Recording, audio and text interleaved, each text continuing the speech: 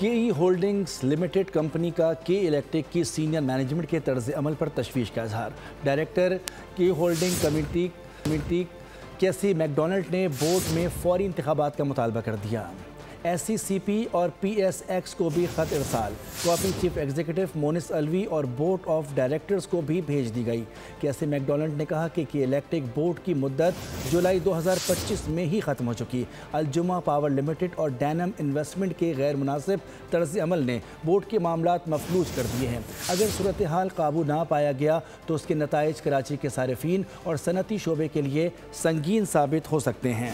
के इलेक्ट्रिक की मौजूदा मैनेजमेंट का गैर पेशेवराना रवैया, केई होल्डिंग्स लिमिटेड कंपनी का शदीद तशवीश का इजहार। बोर्ड में फौरी इंतखाबात का मुतालबा कर दिया। केई होल्डिंग्स लिमिटेड कंपनी ने SCCP और PSX को खत भी अरसाल कर दिए।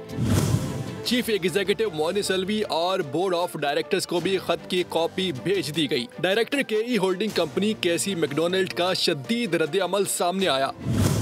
केसी मैकडोनल्ड ने कहा कि के इलेक्ट्रिक बोर्ड की मुद्दत जुलाई 2025 में ही खत्म हो चुकी है। नए इंतखाबात का इनेकाद नागुज़ीर हो चुका है। खत में के इलेक्ट्रिक की हालिया कारकर्दगी, माली नताइज और स्ट्रेटेजिक फैसलों को कंपनी और कराची के मुस्तकबिल के लिए नुकसानदेह करार दिया गया। कहा कि सीनियर इंतजामिया ने न सिर्फ कंपनी के अहम मामलात में नाकामी दिखाई बल्कि हसास मालूमात मीडिया को लीक करने और बोर्ड मीटिंग्स की गलत रिपोर्टिंग जैसे गैर पेशेवराना रवैयों ने स्टेक होल्डर्स का एतमाद बुरी तरह मजरूह किया। के इलेक्ट्रिक पर हुकूमत पाकिस्तान, नेपरा और दीगर इदारों का एतमाद खो जाना तशवीशनाक बात है। गैर जरूरी लॉबिंग, PR कंपनीज और गैर मौसर कानूनी हिकमत अमली ने मामला मजीद खराब किया।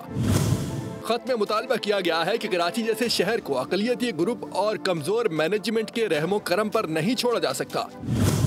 कंपनी को फौरी नई प्रोफेशनल क़यादत की जरूरत है।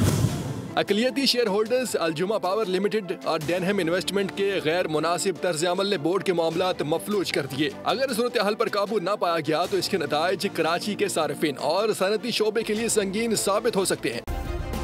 सब्सक्राइब करें और बेल दबाएं ताकि कोई खबर रह न जाए।